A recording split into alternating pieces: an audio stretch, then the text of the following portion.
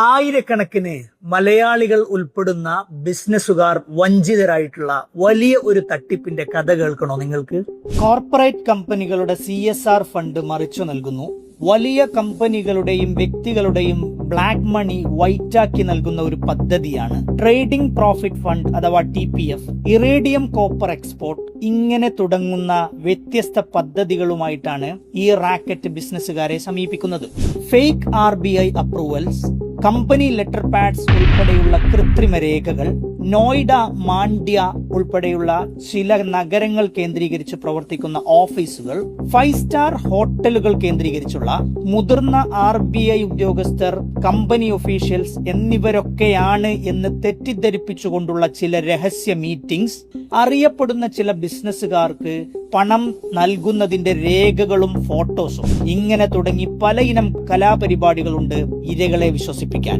ഇത്തരം തട്ടിപ്പുകൾക്ക് ഇരയാവുന്നവരിൽ മുതിർന്ന ഗവൺമെന്റ് ഉദ്യോഗസ്ഥർ, രാഷ്ട്രീയക്കാർ, അഭ്യസ്ത വിദ്യരായിട്ടുള്ള ബിസിനസ്സുകാർ എന്നിവരാണ് മഹാഭൂരിപക്ഷവും എന്ന് കേൾക്കുമ്പോഴാണ് നമുക്ക് ആശ്ചര്യം തോന്നുന്നത്.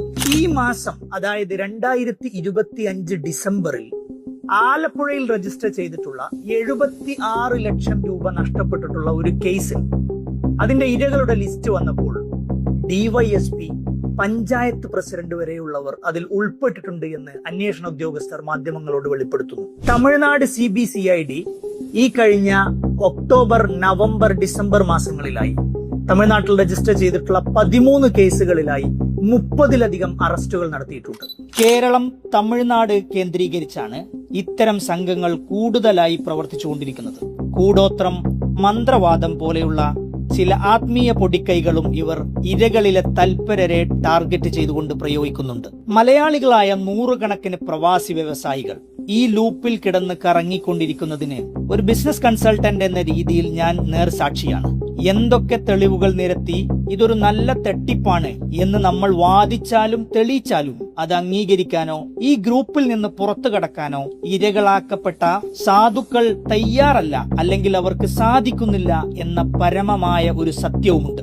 ലക്ഷങ്ങളും കോടികളും നഷ്ടപ്പെട്ട് കടക്കുഴിയിൽ വീണ് കിടക്കുമ്പോഴും എന്തൊക്കെ എത്രയൊക്കെ പറഞ്ഞാലും അറിഞ്ഞാലും സ്വപ്നം കാണാൻ കഴിയാത്ത വലിയ ഒരു ഓഫറുമായി ഇനി മറ്റൊരുത്തൻ വന്നാലും അവന്റെ മുന്നിൽ നമ്മൾ കത്തിയു കൊടുത്ത് നമ്മുടെ കഴുത്തും നീട്ടി ഇരുന്നോടും.